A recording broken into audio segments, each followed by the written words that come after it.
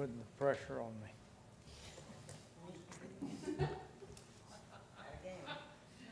Okay, good evening, everyone. We're at 5:30. We'll call the meeting to order and thank everyone for their attendance and participation. We will begin our second order of business with Ms. Ellis doing a roll call, please. Thank you. I have Ms. Kane as excused. She's in Tallahassee. Mr. Leonard? Here. Commissioner May? Dr. Northup? Here. Ms. White? Here. Mr. Williams? Here. Judge Williams? Here. Ms. Woods? Thank you. Okay. Y'all would join us in the Pledge of Allegiance, please.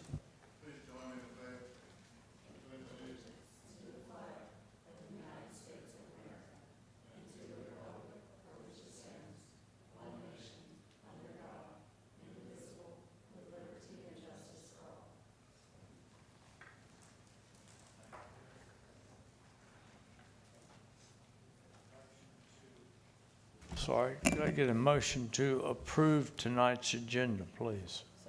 Second. Any discussion, changes? All in favor? Aye. Aye. Any opposed? Okay, the agenda will stand as submitted. Next will be acceptance of the minutes with a recommendation from the staff to accept the minutes of the February 10th regular board meeting. They are included in our packet as well as provided online. Any changes or modifications, alterations to the minutes? And hearing none, we'll move that they be accepted as submitted. And next item of business will be the financial audit review.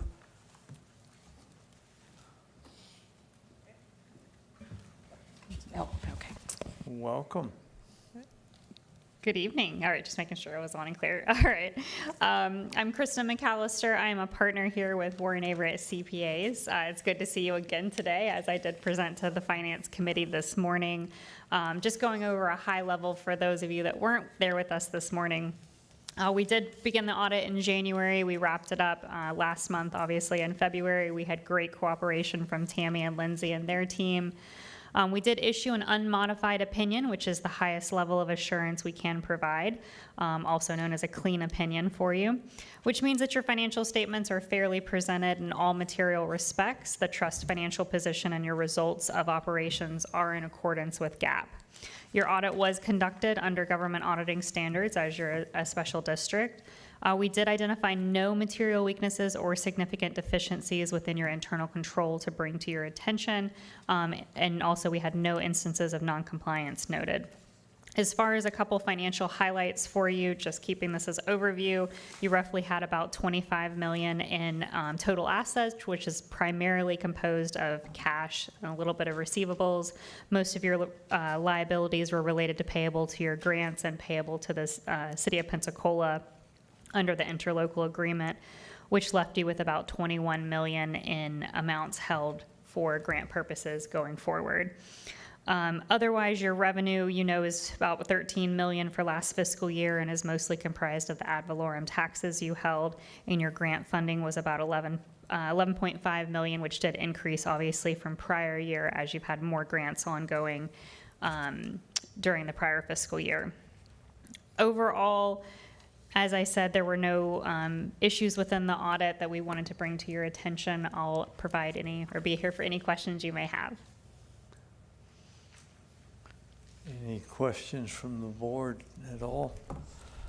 Okay. This will require a motion to approve this to be kept in our records. Motion to approve? All right, has been moved and seconded. Any further discussion, questions for our guests here tonight, or any other concerns? All in favor? Aye. Any opposed? So passes. And thank you for your time both this morning and this evening.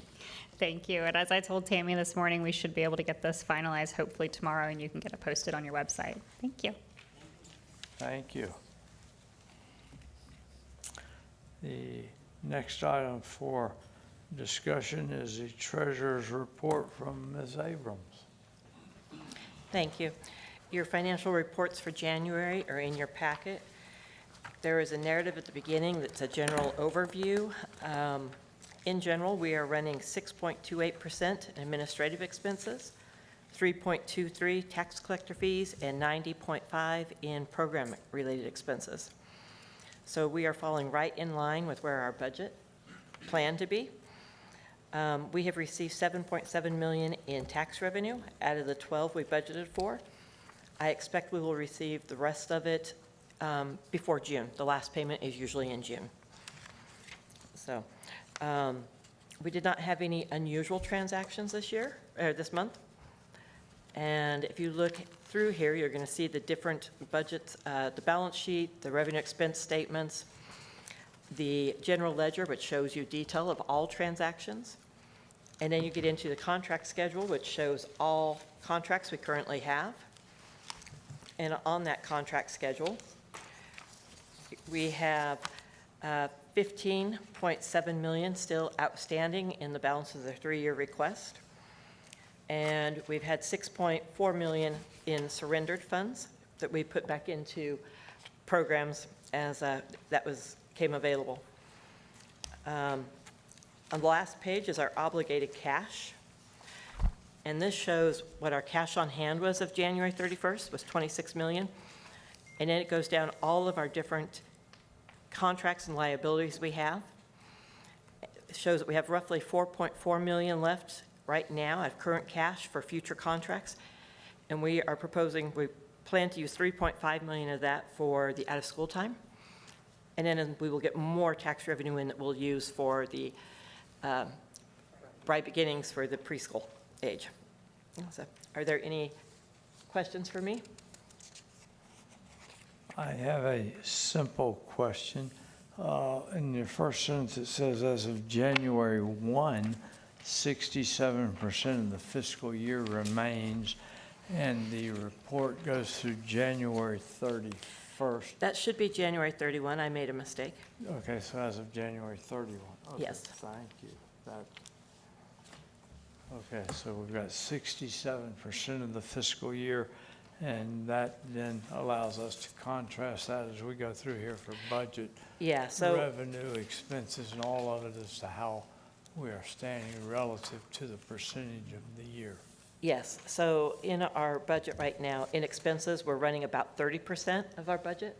So when you're looking at, we've got 67%, so that's 33% would be what we'd be expecting. We're at 30, so we're very close. We're 30% of program and 33% of admin, so we're straight on admin. Perfect, great, thank you. Any further questions or discussion? Okay.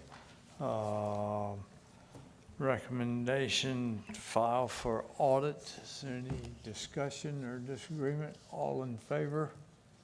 Aye. Okay, so that will stand as submitted to be filed. Thank you. Now we move to the point of public comments. I would point out that there are some sign-in sheets over by the hand sanitizer. Is that correct? And I have, yes, I have one sheet at this point. Miss Latasha Jones with New World Believers wishing to speak. So is Latasha here? Yes, please. And there will be a standard 3-minute limitation on that to kind of gauge your comments. So thank you. Good afternoon, board. This is my first time doing this, and I do thank y'all for the opportunity to address the board. How's everybody doing? New World Believers appreciate the opportunity, and we're here not for conflict but resolution and transparency of payment that is due to us. We put in our payments for November and December payment of last year, but we have yet to receive our monies from ECT. We put in the proper receipts and everything that we needed to put in. And we were terminated on the 31st due to allegations that have not yet been proven. We were given an action plan on January the 12th to resolve any matters, and then on the 16th, we had re-signed to be contracted in with ECT. They're saying that we can't get our money because they want to check with DJJ to make sure that they haven't been double billing. But in fact, with DJJ, that's a different scope of work, because through DJJ, we are a civil citation program, and we do community service, and we help the kids resolve any type of issues that they may be having at school, resolve them. And with ECT, it was a different scope of work. So we're just wondering why we haven't been paid for November or December, and why are we being threatened to be sued for 3 vehicles that we purchased during the time of 24 and 25. You guys had gave us permission to purchase the vehicles, but you didn't say that you needed to be with us to be lien holders on the vehicles, but you gave us the opportunity to purchase the vehicles. And now you're saying we have to go back and put you on as a lien holder, or we're not going to receive money due to work performed out of good faith for ECT. And so my reason here is I want to know why we haven't been paid, and what do we need to do to get our funds from the money that we put out for November and December of 2025. Because this creates a good concern of fair and good faith administrated and public funds that ECT has, and they should go properly by with the way that they should be distributing out the money. And because they can't go by allegations that are put towards someone who is suspended from our program. At this time, we still hold our contract with DJJ, and the allegations came through DJJ, and they did not terminate us, but they allowed us to continue on working because they are what they are. There are allegations, and nothing has been proven, but ECT took the time and terminated us, and nothing came through ECT. And I'm just standing here, just want to know what can we do to get our funds that we put out in good faith. And even in a termination, it says that upon being terminated, you would be refunded any money of services that were rendered prior to termination.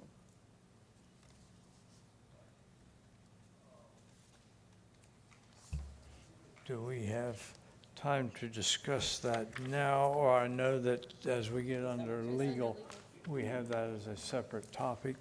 We will be discussing this later tonight, and our legal counsel will be addressing some of these questions, and will hopefully be able to answer some of those for you. So, thank you. Thank you. Okay, that is the only request that I've had for public comment. So that will move us on under business, and we have a call for approval of our grant reviewers. I think most of the board will recall that we have had several opportunities to utilize some of these volunteers from the public who have expressed an interest and a willingness and have submitted curriculum vitae to the organization here for review. We have currently a list of, what were there, 7, 8? Counted them? We have 8. 8, okay. And those were distributed electronically previously. They are also in our packet. Was reflecting on some of the diversity in applicants that we have, with people who are currently working in pre-K, early education, all the way up to an individual who is the president and CEO of the Council on Aging. So we cover the experience and age spectrum and others. And thinking that those individuals utilizing services of Council on Aging are those that actually in large part support the trust, the work that we do, pay the taxes, et cetera. So it looked like a very good group. And it does require a motion of approval. So my suggestion at this point is we make the motion, hopefully it will be seconded, then open up to any questions or discussions before actually voting on them. I guess one question I will have to begin with, would it be the preference of the board to vote these as a packet of all of the applicants, or would it be the preference to take them one at a time? I would say let's vote them all. And we Okay. also have our two volunteers from the board, which would be Mr. Williams and Tori. And Ms. Woods has graciously agreed to be the chair for this grants committee. So we have 8 resumes here. 6 of them have already served in this past year doing the CARES grants. So they are familiar with how we work and they have applicable experience. The 2 newcomers to this group are Devontae Bess, who is a former employee actually with Boys and Girls Club, AMI, familiar with a lot of youth work throughout the country. We've had the conversation, just so there's clarification here, if either of those entities apply, he will abstain from reading those particular grants. But I think his youth and his youth experience would be really impactful, especially we know that's a priority population for this particular grant. The other one is Bruni Emanuel. He has been a community advocate for a very long time. He's worked in a lot of the homeless coalition spaces. He's also worked with Catholic Charities through the Rockefeller grant process, which was about a $5 million grant that did a whole lot of work around poverty, really worked through the Bridges Out of Poverty curriculum. He's someone that really understands our families and some of those complex needs. And so he is retired, but said he would come back and help with this. So those are our 2 new ones. The other 6 were volunteers from before that came back and said they would be glad to do it again, so. Okay, motion to approve Second. and seconded. Okay, any discussion, further questions from the board or anything else? I will say that I've had the opportunity in the past to work with Mr. Emanuel specifically, and I found him to be both a passionate individual, very knowledgeable in the world of homelessness, psychosocial deficits and those types of things, and very concerned with those, was very well informed and things. So but, any other discussion, comments? Hearing none, all in favor of approving the grant reviewers? Aye. Any opposed? Okay. All in favor with Judge abstaining? Very good. Okay. The next item under programs is the Brace Incident Simulation. Ms. Cannon. This is just for informational purposes. You know, we did fund Brace for a unique project through our CARES grant. They've had, I believe it's 177 youth that have completed that particular program, which is pretty stellar. We're excited. They're going to be doing an incident simulation. It's going to be March 25th and 26th, around 12:15 at Booker T. Washington High School. So if you would like to come, they said to come and meet in the lobby, and I guess we'll be escorted in and be simulating, I think, a tornado, so, and what that response looks like, and so it will be our kids doing it, so wanted to let you guys know that that was an opportunity to participate. It's March 25th and 26th. And for those of you all without as much gray hair as some of us, that is, for clarification, the new Washington High School, as opposed to the old Washington High School, which some of us attended. But, okay. Now, next under operations, Ms. Cannon, you get to have your name on here, and I hope you've got your voice is holding out on you. The ECT vendor contract extensions, and I may be getting into some of Lindsay's comments here. Part of this is brought about by the uncertainty of what is going to happen with property taxes and all currently being discussed in the legislature, and what then would impact our funding, to what extent, anybody's guess, et cetera.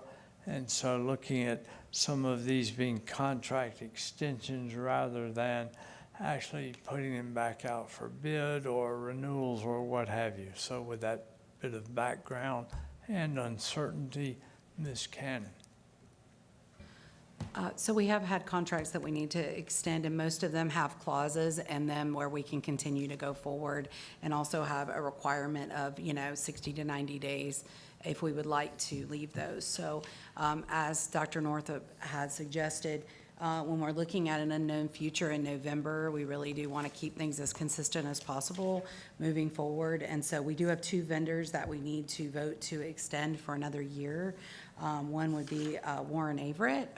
We obviously, because we are, and I would like to acknowledge the fact that we are audited every year by them, but we would like to ask for approval to extend their contract for another year.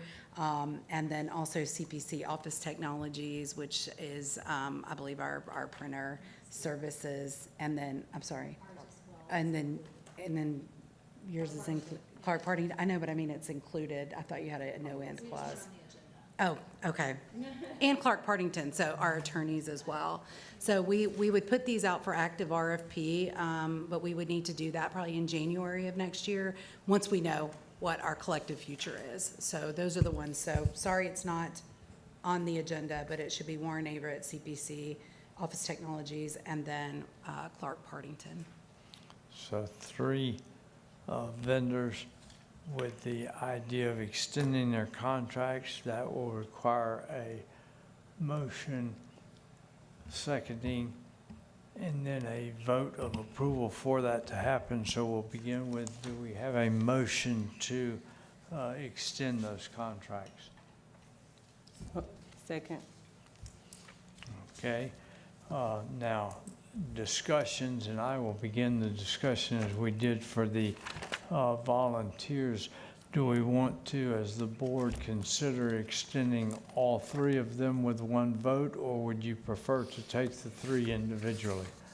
I'm seeing nodding of all three vendors with one vote. Okay, so that will be the motion, then will be to approve extensions of contracts with Warren Averett, the Office Technologies, and with Clark Partington as our legal counsel. Any further discussion, questions, comments?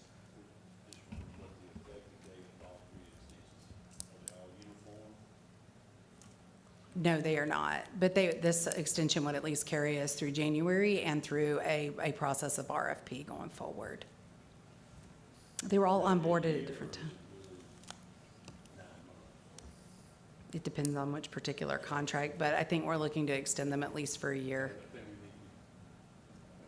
I'm willing to do it however you want to. Sure. You may just want to, somehow in motion, it's an extension of a full year from whatever the date of the extension was. Yes, and I would say that's what we're asking to do, but we can still procure, and knowing, because some of those do have significant lead time that we have to give them if we're looking to terminate.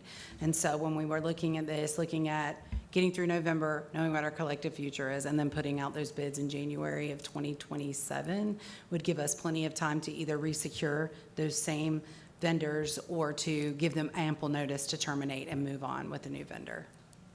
And just because it's also difficult with the law firm, I'll make sure, does that clause go both ways? 30 or 60 days for either party? I don't know, I would hope so. Have to go back and look at the attorneys, yes. If you wanted to leave us, would you have to give us 30 or 60 days? We don't have we just put it on because otherwise we probably would have done an RFP for legal. So we just wanted to be transparent. That, But we do have a policy that says that we procure every 3 to 5 years, and so we're coming up on that, so that's why we're asking for this extension for a year to be voted on, since we don't know what's going on in November. So a very good point of clarification, Mr. Leonard. So we will be voting now to extend the contracts on all 3 of the vendors we've mentioned for 1 year from which date? It will be the same date for all three of them, so Contract It would be end from date. their contract dates. from their contract date. Okay, so 1 year from their contract date for each of the three. So it may be three different dates, but it will be a 1 year period. And this vote, again, is for all Dr. three of the vendors. Dr. Northup, if I can just clarify, that is going to be on Resolution 2026-11. Okay. Thank you. Okay, any further discussion, comments? If not, all in favor? Aye. Any opposed? Any abstentions? I was going, thank you, sir. Okay, so passes with one abstention. Okay. The next item is getting down to legal report from Ms. Fry. And Back up one. excuse me, back up. I just put a check by that and skipped right over it, didn't I? And that was Tammy's doing. My apologies, Tammy. Our budget amendment reflecting changes for 25-26 budget year, which again is September September 1st 30th is when through our fiscal year runs from October 1st through September 30th. September 3rd. Okay, so, and that is what this will be covering. So, Yes. Ms. Abrams. So we have a couple of reasons why we need to do a budget amendment right now.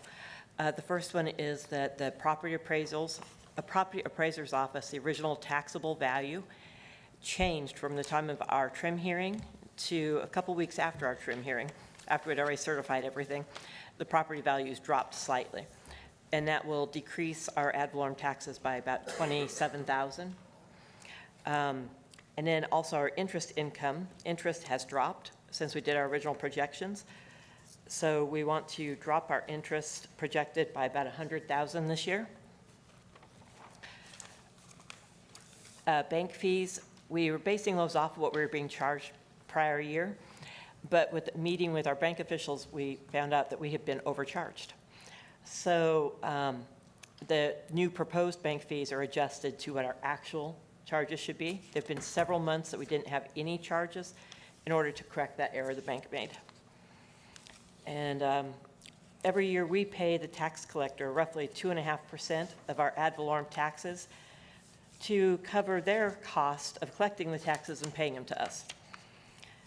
And then at the end of the year, the tax collector does a reconciliation of those fees, and historically has paid us back anywhere between $60,000 to $80,000 a year. So when we go back and we look at the last 3 years, our actual payments to the tax collector are averaging 1.5% of our ad valorem taxes. So I'd like to go ahead and amend that to that and reduce our tax collector expense line by $121,000. And then employee salaries and benefits, we're looking to change it because we changed our part-time grant accountant position. We eliminated that and got a full-time contract and financial analyst position. And so we went from a 0.5 FTE to a whole FTE. So we're increasing the salary there. And we did have our part-time person through the middle of February. So he was in the year for part of the year, plus then we will have Daniel the rest of the year. So we do an adjustment there for that. And under legal services, you're going to see we're proposing to increase it by $30,000 due to our increase in special engagements we've had for the legal team. And rent, we want to increase by $720 a year because we need to pay for a room for our operator provider meetings. We have outgrown being able to hold those meetings in our current room upstairs. Directors and officers insurance, it was at a different timeline than all of our other insurance policies. So we did an extension to the current policy to bring it to the same renewal date. So it was a $4,230 cost to do that extension. And then we'll have the regular 1 year fee added in later. And office supplies, we just under budgeted from what we're actually using. So we increased that. And you're going to see another big decrease in training external. And so I should explain this. We had budgeted originally about $110,000 for training external, and we're looking at having trainings done through the college or other external people. But with adding Daniel on, that is something that he is going to be taking on under his belt, is a training, very specialized training for each separate provider as they need it. He's already done 2 trainings now, and his third one will be tomorrow on the financial, for how to do financial trainings, and he's going to be doing also contract trainings and doing a lot of the monitoring. So that is why we reduced that line. We did keep 26,000 in there, almost 27,000, so we could bring in special training opportunities like CPR, first aid, CPR. Say if we do some other ones that we want to bring in for like human trafficking and different things that we want to do for all of our providers, we did include that there. So were there any questions on this? We just want to make sure we're highlighting, there is no change to the budget. It is, we've moved things around, but it has not increased our budget at all. It is the same. Yeah, the total line, the bottom of the budget stays. So that, well, actually, it did decrease slightly. Our budget did decrease. Yeah, we had that decrease in the revenue of 126,000. So we did decrease our budget by 126,977 overall. But we didn't increase that. We didn't increase, we decreased it. And our percentages, our program operations, administrative operations, all stay down. Administrative operations, 6%, program, 4.33, and tax collector fees, 1.5%. So we're staying down low on our operations. And thank you, Tammy. One of the questions that came up, I'll admit to being the one that asked it, was seeing a decrease in our training of $83,000, and knowing that we've had questions, concerns, issues, and have made it a point of ours to reach out to our providers and to ensure that they're getting the support and education that they have needed. And I was informed and have been come to learn and appreciate that our new staff here, Daniel, has done a tremendous job already with folks commenting. They've been able to kind of see him in action, and is providing almost more targeted education to specific providers, which is probably a more efficient and in reality more effective means of providing education to them, and being available then after the fact as well to answer questions, to bring them along, make them aware of fiscal requirements and requests, contract needs, expectations, that type of thing, so that $83,000 decrease is not anticipated to have nearly the impact that it may have when first blush of looking at that amount and thinking, gee whiz, we're cutting back 2/3 of our training resources. But things have been reallocated, and that Daniel is really doing an effective job of meeting those needs, so that our past and future providers will have those resources available to them. So I'm going to point that out, and was something, and Daniel, thank you for helping to meet that need and doing it as effectively and all as you are. And that I'll look at that of all of our staff being faces of the trust, and going out there to the public and conveying our real reason for being and existing, and intent with that. And so thank you for doing that, as well as all of you all. Okay. Now, one of the things I was going to do that's not an agenda item, I'm going to take a little We need chair. to vote on that. We need to vote on that amendment. Okay, well, Sorry. we will do that. And so in looking at it, I do see we need a motion to approve the budget amendment for the 25-26 budget year as just explained. I have a motion. Motion. Motion and seconded. Any further discussion, questions? Hearing none, all in favor? Aye. Aye. Any opposed or abstention? Okay. All right, thank you. Now, the other thing, and I hope that I'm not getting out of order here or whatever, but to ensure the board primarily is aware of Ms. Ray's situation, we mentioned anything? or just, a nod? I've shared individually with them, so Very good. she's kind of a private person, so Our she's doing, best wishes yeah. to her and her family in that regard. Okay, now, down to legal report.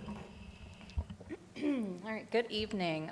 3 items for consideration under this evening's legal report. The first being the executive director contract. We have a contract prepared pursuant to the board's instructions at the last meeting. The effective date of Ms. Cannon's contract would be February 12th, 2026, and ending February 11th, 2027. So at this time, I would like a motion from the board to authorize the chair to execute the employment agreement between the trust and Ms. Cannon. So moved.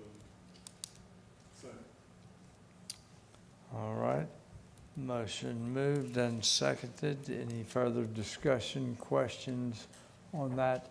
Those that weren't here last month, it has to do, again, relating back somewhat to the contract extensions and some of those types of things is related to the, at current time, degree of uncertainty regarding the status of the trust after whatever changes to tax funding and other things may come about. And as a result of that, contributing to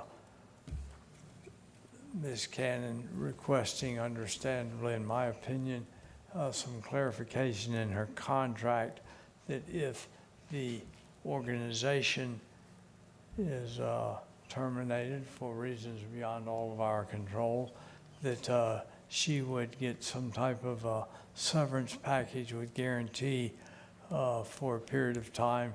That was discussed at our last meeting and agreed to basically coincide with her being terminated without cause, hopefully neither of which we will be dealing with, but regardless, being in place in her contract that she would have some cushion there and some protection there if that were to happen. And so all in favor, or, excuse me, do we have a motion to approve first? Just, sorry, just for clarification, is it, what does this vote? Excuse me. What does this vote, I'm sorry. What does this vote allow to happen? In other words, there's not a contract that's attached to the materials that we're approving, so is it to move forward and negotiate, or what is it to do? It's a entry of a final contract. The only other revisions that were made from last year were to simply update the dates. And So the it's ones the that wasn't in the same as materials. last year? And, That's and just- incorporate the severance. Sorry, Judge I Williamson. have a copy if you'd like to see it. Yeah. Okay, it was in the packet. Yeah, it was in the packet at the last board meeting, Judge Williams, as well. Just direct me to the page that has the update of the severance issue other than the date. Yes. Yes, ma'am. So other than just general dates updating, yep, D on page 4. Thank you. Before that, there was no, that was voluntary resignation. Dissolution, so yeah, bottom of page 4, before that, there was no compensation for dissolution. And it does match the same amount of weeks for costs, or for without costs. Okay. All right, thank you. Leave a moment of time for your perusal. Any further questions, Judge? None for me. Okay. All right, a motion was made and was seconded. Okay, so any further discussions or questions regarding this addendum to the contract, modification of the contract? All in favor? Aye. Aye. Any opposed? Or any abstaining? Okay, so it passes unanimously. The next item will be new engagement with Clark Partington. Yes, so the board may recall under our current engagement in response to the initial request for legal services, we have two matters open at the firm. One is for general services to the trust, which includes our appearance at the board meetings, appearance at committee meetings, policy manual updates, things of those kind of general nature. There's a separate engagement for special services. Those include drafting of grant award agreements, extensions specific to a particular grant or project. Both of those are capped on a monthly basis at $3,000. So $3,000 for general services, $3,000 for specific legal services. Under the RFP, there's a provision that provides that our firm can request a special engagement from the board such that we can bill on an hourly basis to handle matters outside that general or specific scope. We have one of those that's been approved by the board in the past, and that was the negotiations with the county and the city for payments, TIF payments under the applicable CRAs, which Ms. Abrams referenced when she was referencing the budget amendment. At this time, we are requesting a new special engagement for any matters adverse to New World Believers, not suggesting that it needs to be an adversarial matter. However, we are spending time, of course, drafting letters back and forth, handling the demand for return of the vehicles under the contract, as well as demand for payment under the contract. So we are requesting a special engagement on the same terms that we're currently handling the CRA special engagement. So at this time, we're just asking that the board approve that special engagement, and we'll send an engagement letter that will mirror the CRA engagement letter for execution by chair of the board.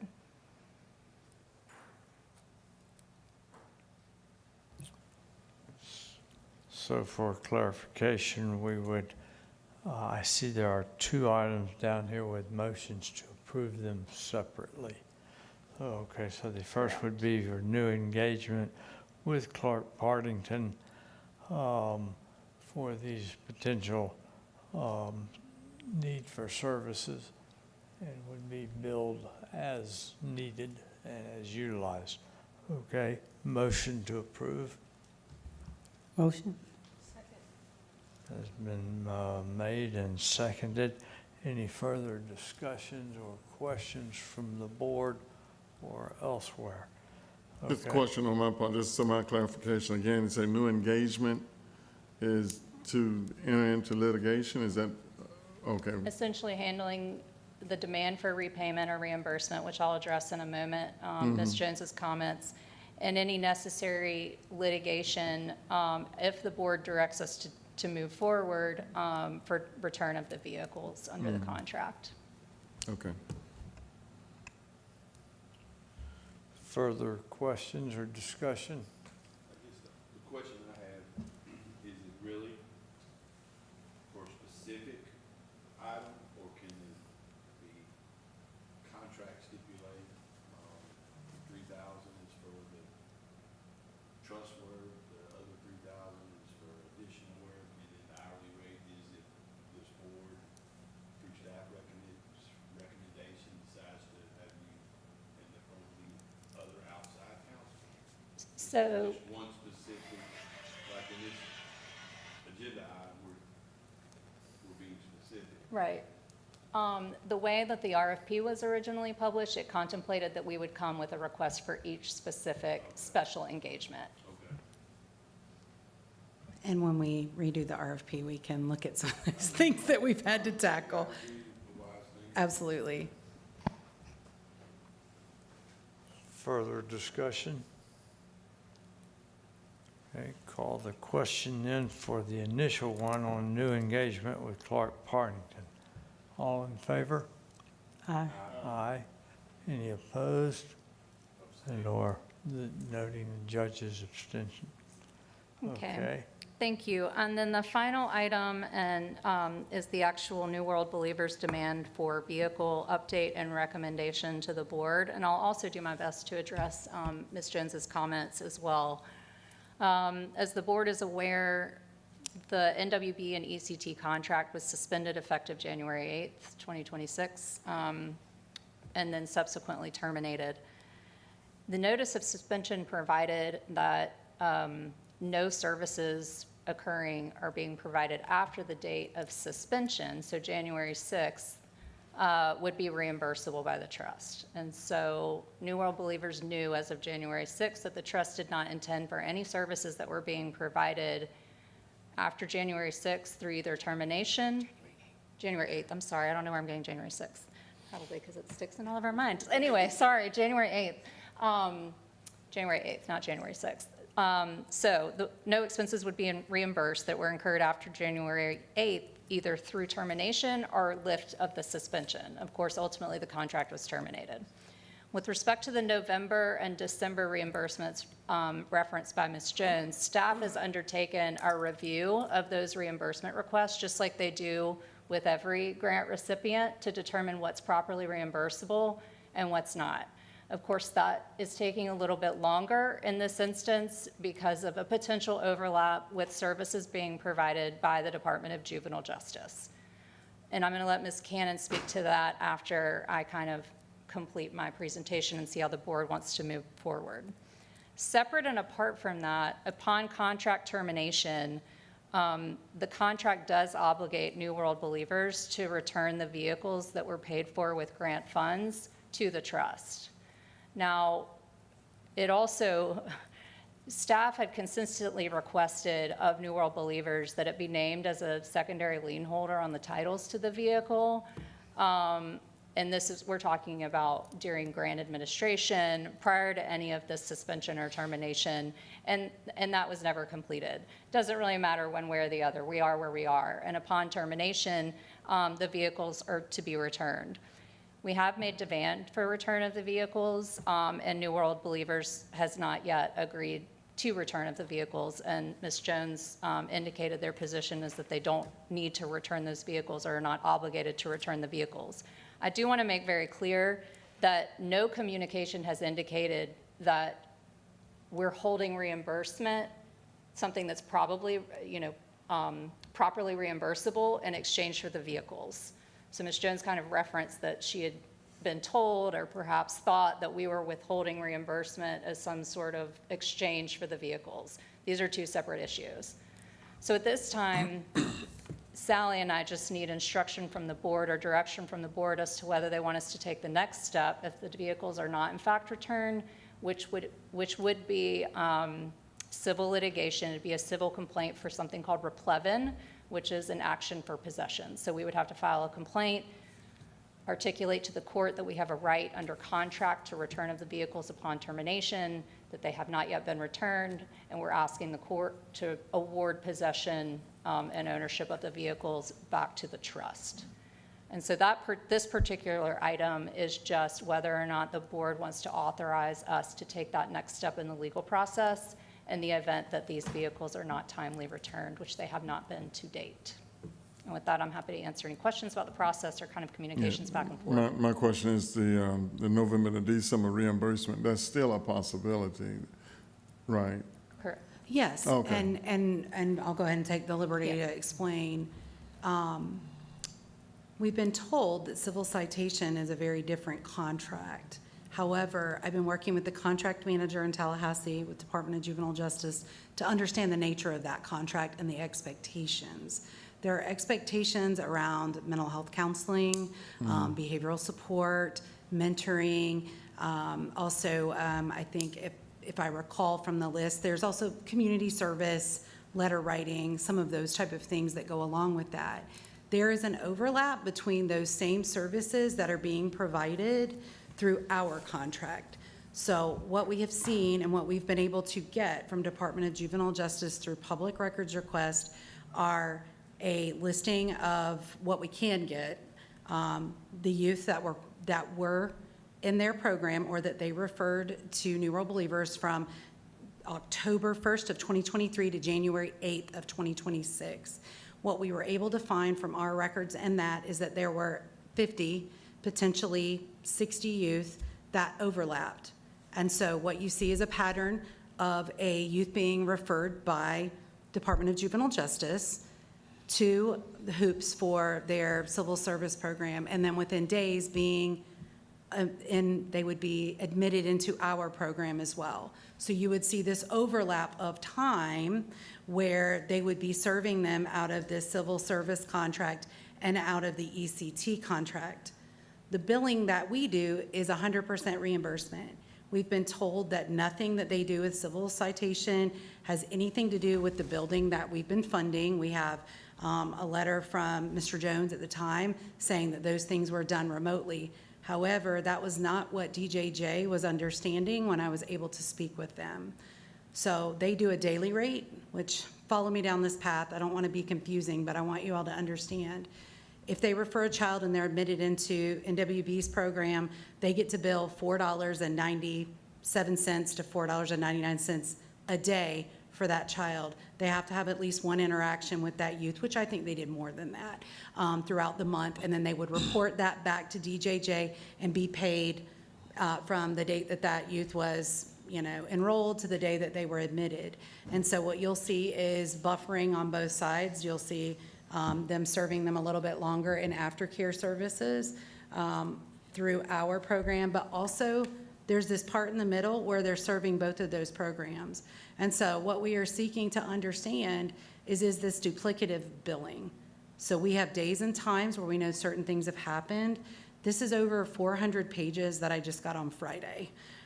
So it is going to take us a while, I mean quickly, but I would say a while. We're going to have to spread all this out and really look at it. The main thing that I want to make sure that our taxpayers know and the Department of Juvenile Justice knows is that although they don't have concerns, DJJ, related to additional services being added at all, we are not allowed under the Children's Trust to supplant funding.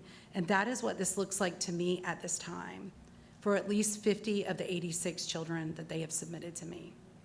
So I need time to look through that. I understand the Joneses' position and certainly want to be able to reimburse them appropriately. But at the same time, if this has been happening, it's been happening for 2 years. And there are other things to consider where we have been affording all of the salaries, all of the expenses for the New World Believers team, and they've been collecting dollars from DJJ on the side for similar services.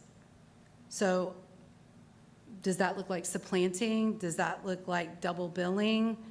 I think we need more information. This is just what I have right now, and it does cause concern. And I do think that we need to take a minute, because if that is not what's happening, we certainly want to pay them appropriately and make sure that they get everything that they are owed. But if not, we need to have a different discussion, because we're also going to have to report that to the IG. This is a state or federal funded type of contract with DJJ, and for us local dollars, and we're bound by that. So it's not personal. It's not that we don't want to. We just need to make sure that this is done correctly. Yeah, I was just wondering about the time period, how long it would take, but it sounds like it's going to be. Well, I told Alma's going to help me organize. I mean, we're going to need multiple heads around it because there's so many different data points to pull just to make sure. So we're looking at about 50 kids. So we know what that looks like. And then but just one, I will tell you, just looking at one, we did see the overlap of multiple months. All right, so you're not just looking at November and December?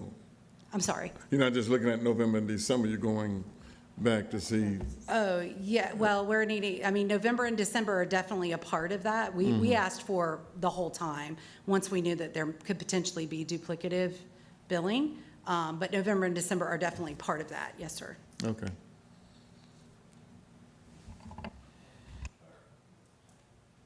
As for clarification, again, the vehicle request is independent of these billing issues, and hence 2 separate motions as well as 2 separate timelines that we're looking at and all as well. Correct. The vehicle repossession or replevin action is only happening or suggested as a result of contract termination.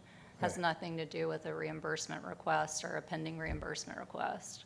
And just so the board is aware, the vehicles, because I know y'all don't keep track of all the vehicles under each grant, it's a 2015 Ford Transit 350, a 2010 Dodge Caravan, and a 1998 Honda Odyssey. So, I'm not an expert on valuation, but obviously I know that that would be a logical question of like, well, what are we even talking about? And is it worth spending trust funds to recover vehicles that are in some instances over 10 years old? All right, so the motion or the issue before us for the motion to be made is the second or third item there having to do with the demand for vehicle update and recommendation from the board as far as whether to proceed with efforts to have the vehicles returned to the trust with the idea they would then be subsequently available for other organizations or other disposition. Okay, anyone in favor of making said motion? Motion. Second I'll say. has been made and seconded. Any further questions or comments? My question is, have you shown the contract to Mrs. Jones and New World Believers that they signed about returning the vehicles? So the last correspondence was February 13th, and we did provide the section and subsection that provides that the vehicle will be returned upon contract termination, understanding that the Jones have their own position that differs. It's technically in our policy, which is incorporated into the contract under section 21. Okay. Okay. Any further questions or comments, discussion? Okay. All in favor of proceeding with that and having our legal counsel proceed as appropriate or as indicated for procurement of the vehicles? All in favor? Aye. Aye. Any opposed? Okay. All right. And Mr. Chair, I just have one more item, if Yes. you don't mind.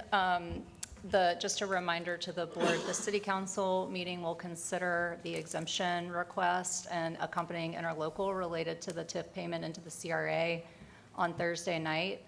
Ms. Cannon and I did attend Agenda Conference where the city attorney explained the process and that we had negotiated an agreement that was acceptable to our board and would be recommending, that they grant the exemption and enter the accompanying interlocal.